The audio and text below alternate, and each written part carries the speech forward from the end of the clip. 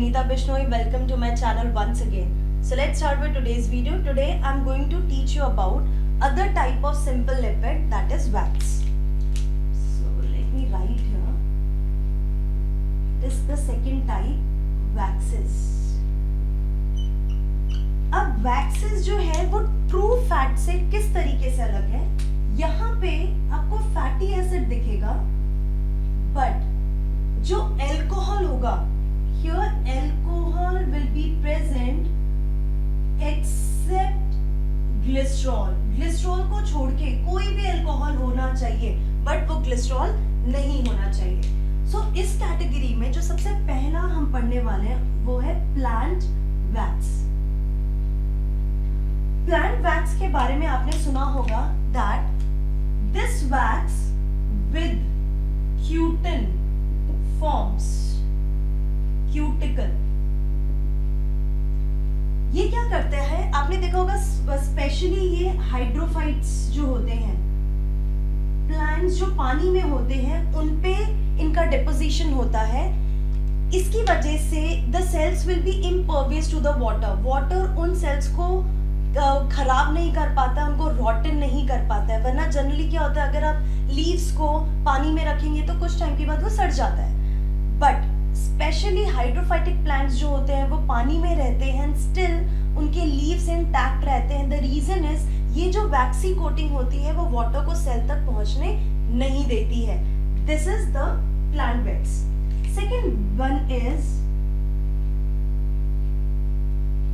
B wax. जो B wax होता है it is released by worker बीज. क्योंकि ये जो वर्कर बीज होते हैं यही हाइव्स बनाते हैं. तो आपने देखा होगा ना, जो मधुमक्खी का छत्ता होता है उसमें ये जो चीजें होती है ये सब किस चीज से बने हैं? बी वैक्स से बना हुआ है. और उन्हें कौन बनाता है? Worker bee. ऑब्वियसली तो यही वर्कर बी हैं, ये अपने लास्ट एब्डोमिनल सेगमेंट से रिलीजेस दिस वैक्स. ठीक है, तो लास्ट एब्डोमिनल सेगमेंट से ये बी वैक्स रिलीज करते हैं और इससे ही ये जो हाइव होता है उनका फॉर्मेशन होगा. Next one is sebum. Sebum is oil. This is released by or secreted by sebaceous gland present in skin. ये हमारे all over, ये जो gland होता है ये हमारे skin पे present होता है all over body, but ये ज़्यादा stimulated होता है, ज़्यादा active होता है हमारे facial part में. So this glands will keep on releasing this sebum. It is also a kind of wax. Now the next one is ear wax, जिसको हम टेक्निकली सेरुमेन बोलते हैं.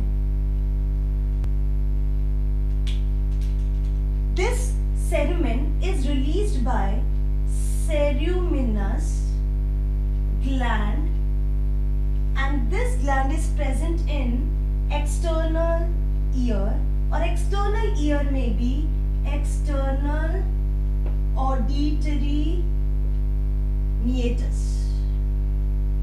ठीक है, तो आप देखते हो ना हमारे ईयर में कितना सारा वैक्स एक्यूमुलेट हो जाता है, that is the ear wax.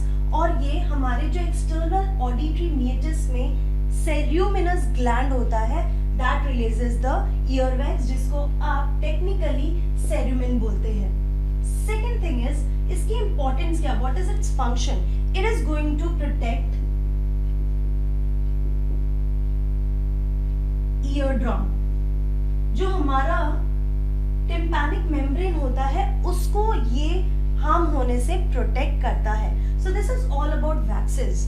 So waxes में आपको याद रखना है that is the alcohol which we are using here is not glycerol. उसके अलावा कोई भी अल्कोहल हो सकता है. Plant wax, bee wax, sebum, ear wax are the main type of waxes. इसके अलावा भी एक वूल वैक्स होता है जो शीप होते हैं उनके जो हेयर्स होते हैं, in their it is present. Now the next which we are going to discuss after this, will be conjugated lipids. Till then you can take a screenshot.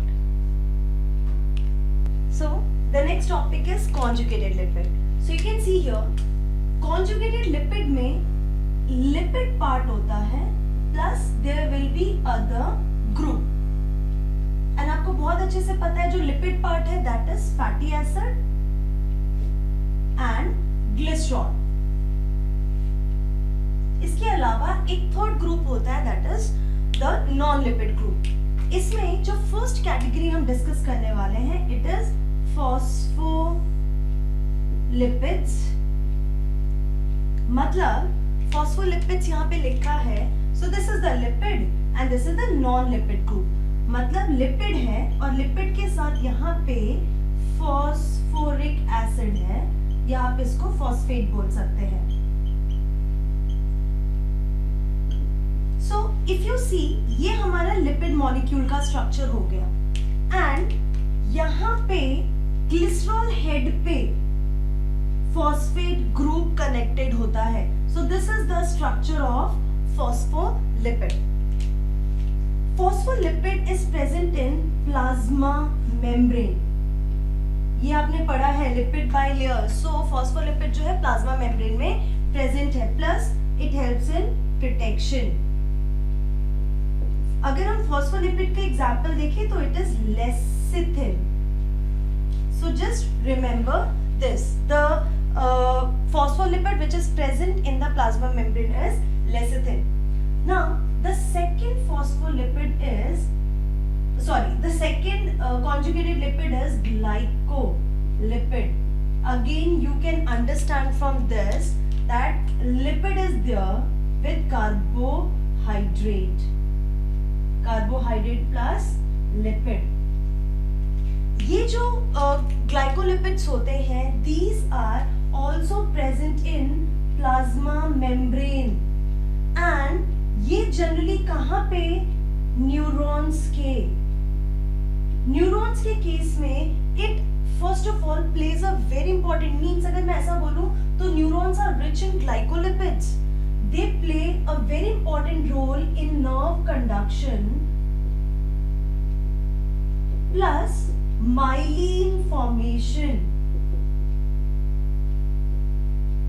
So if I will make a diagram of it, आपने देखा होगा कि ये हो गया हमारे lipid bilayer की एक लेयर.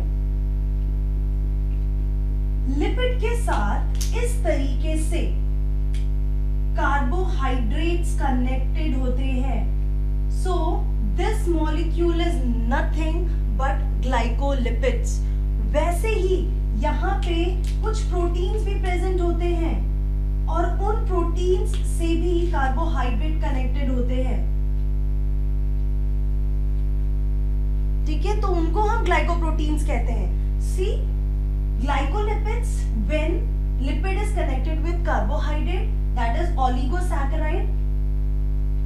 oligosaccharides molecules के साथ ये जब connected होते हैं and they are present in plasma membrane. and neurons में जो membrane है that is rich in glycolipids because it helps in nerve conduction and myelin sheath formation. The next one, the third one is lipoproteins. As you can see, name suggests lipid plus protein. ये जो होता है lipoproteins जो होते हैं generally they are present in egg and milk plus they are conducted in this form through the blood and lymph. So blood and lymph में lipoproteins के form में lipids जो है वो circulate होते हैं plus they are present in the egg and milk.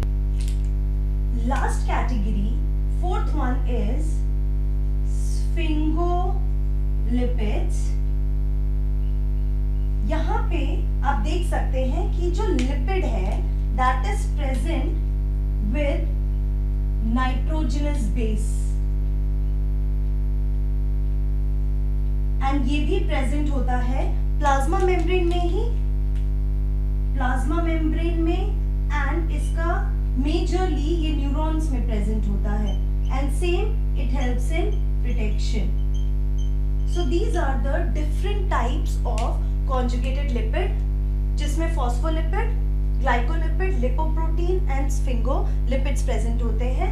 यहाँ पे फॉस्फोलिपिड में फॉस्फोरिक एसिड के साथ होता है, इसका एग्जांपल लेसिथिन है और ये भी प्लाज्मा मेम्ब्रेन में होता है. ग्लाइकोलिपिड्स में कार्बोहाइड्रेट, ओलिगोसैकेराइड प्रेजेंट होता है, एंड ये जो है नर्व्स में ज्यादा प्रेजेंट होते हैं मेम्ब्रेन में, जो कि nerve conduction and myelin formation में हेल्प करते हैं. स्फिंगोलिपिड्स में नाइट्रोजनस बेस होते हैं, ये भी प्लाज्मा मेम्ब्रेन का ही कंटेंट है. तो basically you can see here mostly जो कॉन्जुगेटेड लिपिड्स हैं they are the part of the plasma membrane. So this is all about conjugated lipids. In my next video I will give a lecture on derived lipids, that is the last category of the lipids. Till then keep learning, be safe, and if you are having any doubt, any query, और आपको ऐसा लगता है कि इसमें कुछ और changes होने चाहिए, please write it in my comment box, or you can even mail me, and email address is given in my description box. So see you in my next video, and don't forget to follow me on Instagram. Goodbye.